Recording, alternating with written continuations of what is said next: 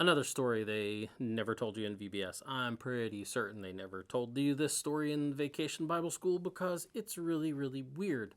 Not that there aren't a lot of other weird stories in the Bible that you probably wouldn't want to use in Vacation Bible School, but this one especially so.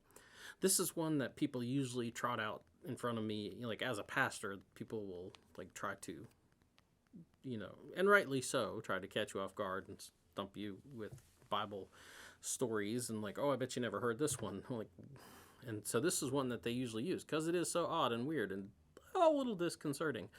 But I assure you, I'm familiar with it. But this is the story from Genesis 24, 1 through 11, where Abraham at this point, has his servant swear an oath that he will go and get Abraham's son Isaac a wife. And that doesn't sound like much, but it's the way he does it because the whole conversation starts basically with him saying to his servant, "Put your hand under my thigh."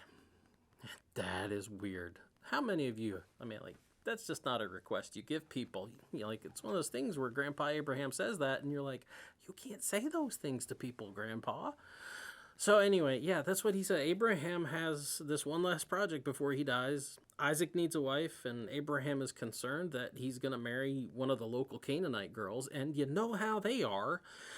So he sends his servant on this quest and makes him swear an oath, you know, that he's going to go specifically to Abraham's hometown, right? He's going to journey all the way back to Ur of the Chaldees, right? And bring back a wife for Isaac. And it's this way that he makes him do it. Put your hand under my thigh. Yep, it's exactly what you heard. So what's up with that? That's the question for today. Believe it or not, it's swearing an oath. Apparently, swearing an oath that way in the ancient Near Eastern world was a fairly common thing to do. And it wasn't specifically your thigh that you were swearing upon, but the things that are located pretty close in proximity. So, think more of the center of procreative power, which makes sense in this case because Abraham is ensuring that he and his seed will go on the way that God has promised, right? So, as Abraham and Sarah dealt with, after Abraham made this covenant with God that God had promised him all these children, and that's kind of hard to do when you're both like, pushing 100, and B, you don't have many prospects for that. And they did a lot of things to try to help God along with that. There, Abraham, I think by this point is pretty good and trusting what God's going to do, but he also understands that he maybe needs to kind of move things along and make sure that Isaac has met somebody. So he makes his servant swear this oath. And by the way, it's sort of a nameless servant here. You can kind of make assumptions about who it is, but doesn't really give this person a name. The person, however, is hesitant, and you can understand why the servant is hesitant to make that kind of commitment to Abraham. It's not just like because the whole weirdness of, hey, put your hand under my thigh.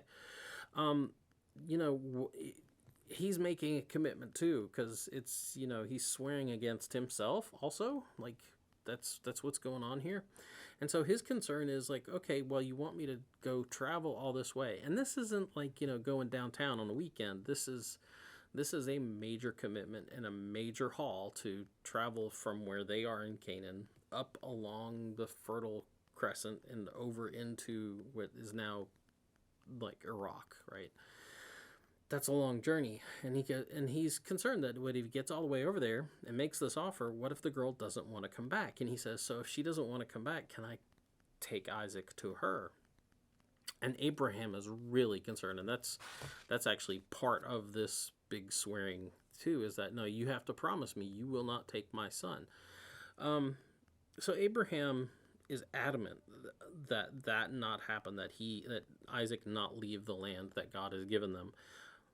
And like I said, he's been trying to help God along for a long time. And after years of helping God's plan, it seems he finally understands the covenant that will give him heirs must be maintained at all costs. And a big part of that covenant was like, you leave your home and you come to the place I'll send you. And he is very concerned that it will all be undone if Isaac does, for some reason, go back to get a wife, that he'll never leave. He'll never come back.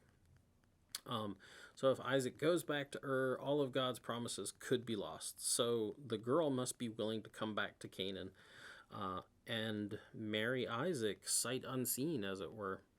And that's a tall order.